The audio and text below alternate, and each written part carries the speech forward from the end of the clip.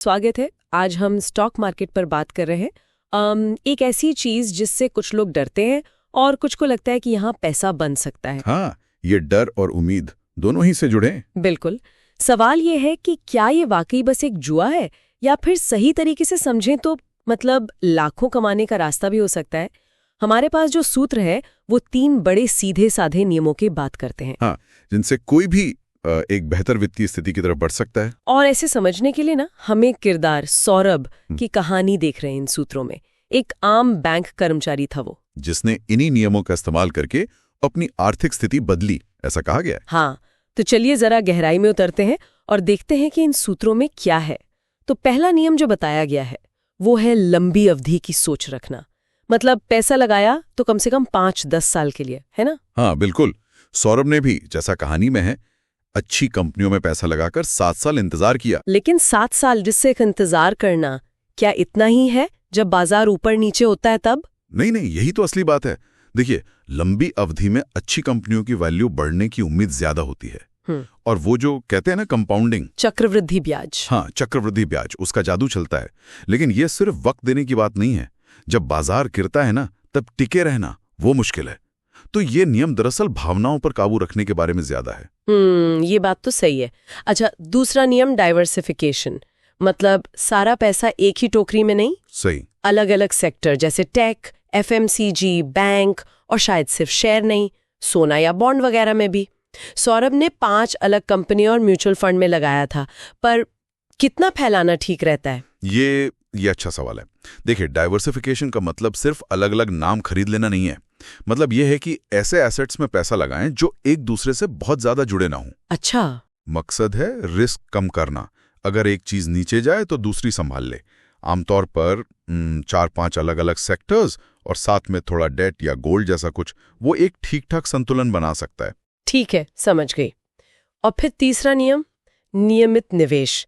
हर महीने एक तय रकम डालते रहना, चाहे एसआईपी से म्यूचुअल फंड में या सीधे स्टॉक में।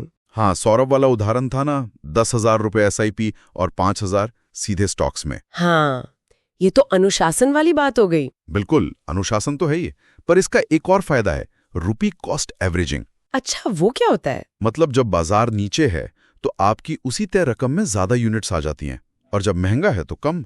तो लंबे समय में आपकी जो औसत खरीद कीमत है वो थोड़ी बेहतर हो सकती है। ओके। ये मुनाफे की गारंटी तो नहीं है, पर हाँ, बाजार के उतार चढ़ाव का जो जोखिम है उसे थोड़ा कम करने में मदद करता है।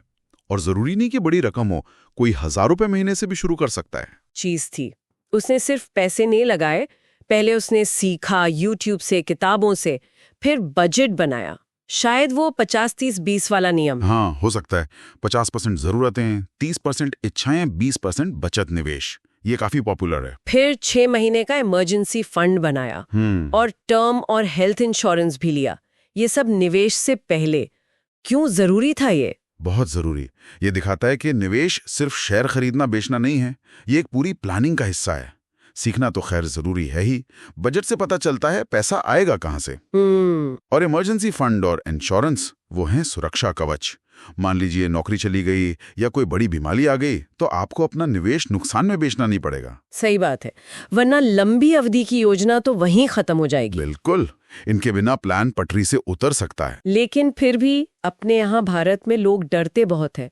बाजार थोड़ा भी गिरता है तो घबराहट, या फिर वो जो टिप्स देने वाले गुरु होते हैं उन पर भरोसा कर लेते हैं, और कुछ कहते हैं भाई रिसर्च का टाइम ही नहीं है। हाँ, ये असल दिक्कतें हैं। पर देखिए, इनका हल भी काफी हद तक इन्हीं नियमों में है। डर लगता है तो लंबी अवधि सोचिए और डाइवर्सिफाई कीजिए। गलत सलाह से बचना है तो थोड़ी खुद रिसर्च करें, या फिर सीबी रजिस्टर्ड सलाहकार होते हैं ना, हाँ, रेगुलेटेड और पेशेवर, उनकी मदद लें। और अगर समय की कमी है तो एसआईपी जैसे ऑटोमेटिक तरीके हैं ही, वो अनुशासन बनाए रखते हैं। पर सबसे जरूरी है, जैसा मैंने पहले कहा, अपने बर्ताव पर काबू रखना। तो कुल मिला के इन स्रोतों से यही बात निकलती है कि स्टॉक मार्केट में कामयाब होना किस्मत का खेल कम और अनुशासन और रणनीति का ज्यादा है। हाँ बिल्कुल। लंबी अवधि की सोच, डाइवर्सिफिकेशन और नियमित निवेश, ये 3 पिलर हैं। और सौरभ की कहानी दिखाती है कि कैसे सही जानकारी, धैर्य और प्लान के साथ कोई भी आम इंसान अपने वित्तीय लक्ष्य पा सकता है। वैसे अगर ये चर्चा किसी को उपयोगी लगे हो और वो हमें समर्थन देना चाहें तो डिस्क्रिप्शन में एक UPI लिंक दिया है, उसके जरिए कर सकते हैं। छोटा सा योगदान भी हमें ऐसी जानकारी लाने में मदद करता है। हाँ, तो निष्कर्ष यही है कि ये नियम पैसा बनाने में काफी मदद कर सकते हैं। लेकिन एक सवाल जो शायद सोचने लायक है वो ये है, जब बाजार आपकी उम्मीद के बिल्कुल उलट चलता है, और ऐसा होता है, अक्सर होता है, तब कोई अपने डर और शायद लालच को कैसे संभालेगा? क्योंकि असली परीक्षा ज्ञान की नहीं है, बल्कि मुश्किल वक्त में टिके रहने की है, अपने व्यवहार को संभालने की है। इस पर सोचना जरूरी है।